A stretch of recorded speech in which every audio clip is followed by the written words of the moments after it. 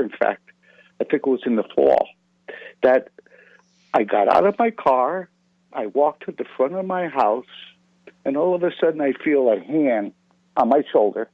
And let me tell you something, this person treated me like butter.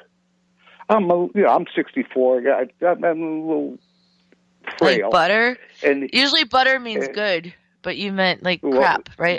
Yes, he treated me, he could have done anything. He could have hit me over the head, but he didn't. He pushed me up into the front of the house, rolled me around, and pointed a semi-automatic weapon up at a pistol. I thought it was a .45 or something at my forehead, and you could feel the metal. And, I've been in a couple of different situations in life, but never like this.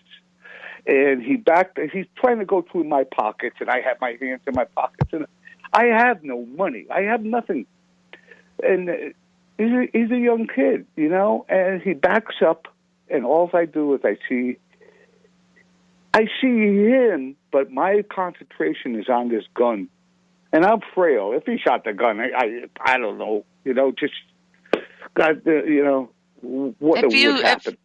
I know Fred. If any, he might have been a veteran, all this stuff, but he's like this soft, loving reggae musician guy that you just want to hug. He's like a breath of fresh air now. I mean, I don't know what you were back in your like fighting soldier days, but now it's just imagine anyone doing that to you now. I mean, you wouldn't hurt to flee. It's horrible even thinking someone would treat you like that or think that they needed to. Well, I was a lucky one because he backed up. Another kid come over the fence, and he's shaking me down. Now I have an iPhone, I have my charger, and I have my keys, and I have my license, but I have no cash. And I know enough, not to challenge this all went down in a matter of super quick minutes. The lady downstairs comes out. She screamed, the little dog barking. The kids looked at me. They took off. You know how fortunate I was because a lot of people don't walk away from that. About a month later, I see on the news, and I identified a kid. I said, holy Moses. Well, anyways, they shot 2 women. They killed one. And they put one in a wheelchair for life. And they showed a cache of guns, that machine gun bullets, and that, and that I saw the silver automatic sitting there in the pile. I called up the police, identify him. Well, anyways, we could all talk strong and like Hercules, but that effect of happened to me. Instead of sitting back after now, instead of brushing it off and playing my music and doing the things I do in my life, that effect had me running to the window, looking down on the second floor, looking down at where it happened. Any place I went out, I would be judgmental. Somebody looked like the kid, I'm pointing that out. My vision is, I'm losing my vision very slowly, but that bothers me when I go out because I'm learning that I can't protect myself if something does happen. I was never like this. I was never a violent man anyways. But so I go to the VA and I talk to my doctor. He says, there's a lot of PSD around, and it's not just about PTSD. The soldiers coming back. Yeah. Hey guys, we only have 4 minutes, so let's speed this up, Fred. Sorry. Affecting it, and so you have a little touch of that, and that's my identifying with PSD. PTSD. And that's what. It probably triggered that and brought it all back, and one probably was more traumatic than the other, and all of this on fear of the unknown and what's going to happen could really be playing in. And bringing back and resurfacing that trauma that you went through being held at gunpoint. Yeah, and I'm from Connecticut. We make every gun known to America. We make submarine guns and everything.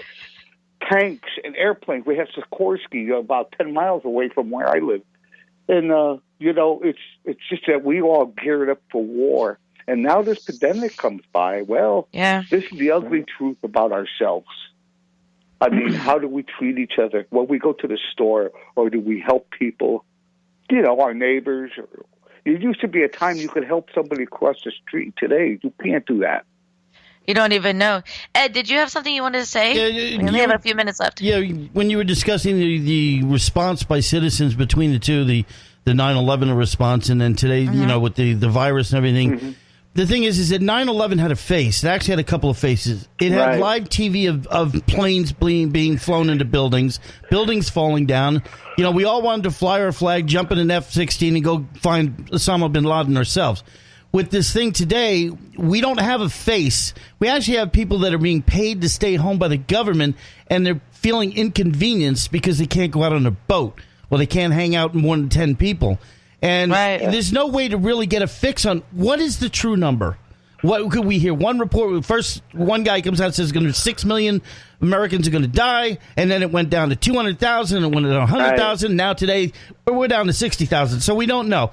That's the difference between the two. But I'm really, myself, driving around on a Sunday and seeing absolutely nobody on the streets, I'm proud to where we are today. I agree a lot with what you're saying, Ed. I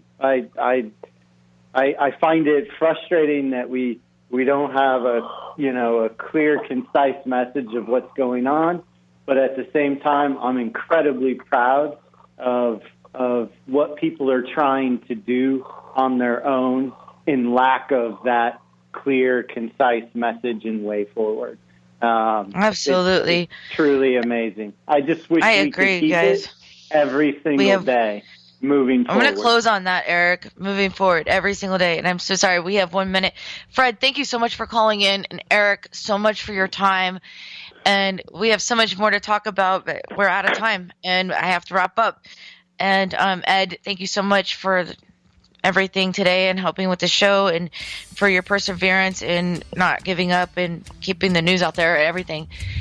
And you guys keep in touch. And for everyone out there, please be safe and practice social distancing. And not only that, take care of your mental health as well as your physical self, because our mental health is a slippery slope and it's easy to lose. It's just the same as our physical health. So be careful, be kind to yourself and to a stranger. You never know what they're going through. We'll be back every Thursday and Friday, 12 to 1. Stay safe, and thanks for everything. Take care. See how you grow. Many kinds of love you get to define. Find self-love, you're so alive.